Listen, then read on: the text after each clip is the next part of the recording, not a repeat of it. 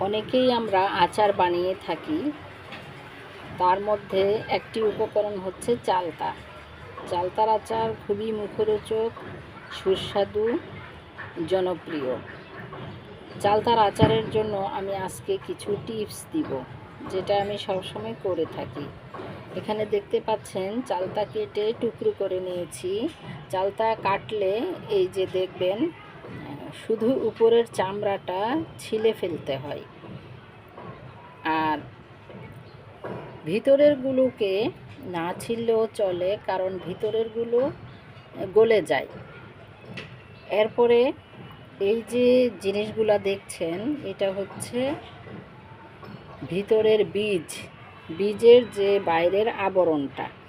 এই ভিতরের বাইরের আবরণটাও কিন্তু আচার হয়ে যায়। শুধু ছোট ছোট গুটি গুটি বীজগুলোকে ফেলে দেই আর সবই নিয়ে নেই। এগুলোকে টুকরো করে নেওয়ার পরে আগে ধোয়া যাবে না। প্রথম টিপস হচ্ছে এটা শুকনো কাটতে হবে, না হয় খুবই পিছলা এই চালটা।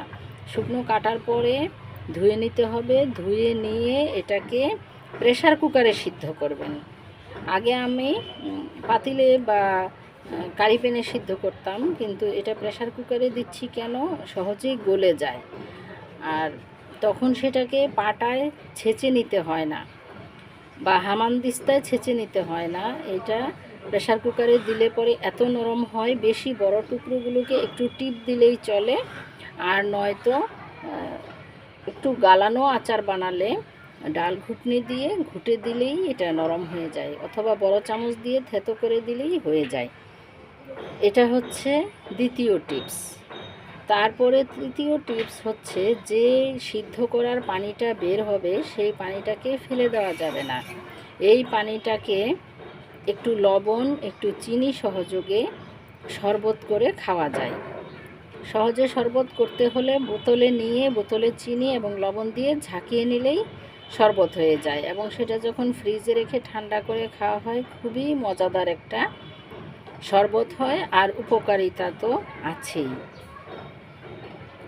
আরেকটা টিপস হচ্ছে, এই চালতার পানিটা, সিদ্ধ করার পানিটা দিয়ে মাছ দিয়ে টক রান্না করে খাওয়া যায়।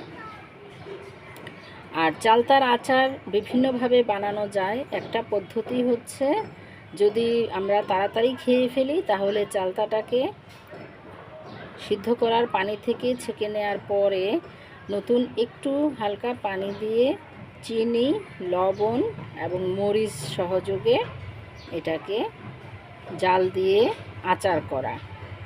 আর যদি শুকনো মরিচ তেলে ভেজে গুঁড়ো করে দেন, অথবা হাতে ভেঙে ছিটিয়ে দেন, মানে চিলি ফ্লেক্স দেন, তাহলেও এটা অনেক মজাদার হয়। তো বন্ধুরা, আচারের টিপসগুলো জেনে নিলেন। আপনারা ভালো থাকুন, চালতার আচার বানিয়ে খান। এটাতে প্রচুর উপকার রয়েছে। দেখতেই পাচ্ছেন আয়রনের জন্য এই যে কালারগুলো, এই কালারগুলো দেখছেন, আয়রনের জন্যই এরকম কালার হয়েছে। তো এটাতে আয়রন, সি ভিটামিন, অন্যান্য উপকারী উপাদান রয়েছে। আরও ভিডিও আছে, সেখানে বলা আছে। তো আপনারা ভালো থাকুন, সুস্থ থাকুন। আল্লাহ হাফেজ।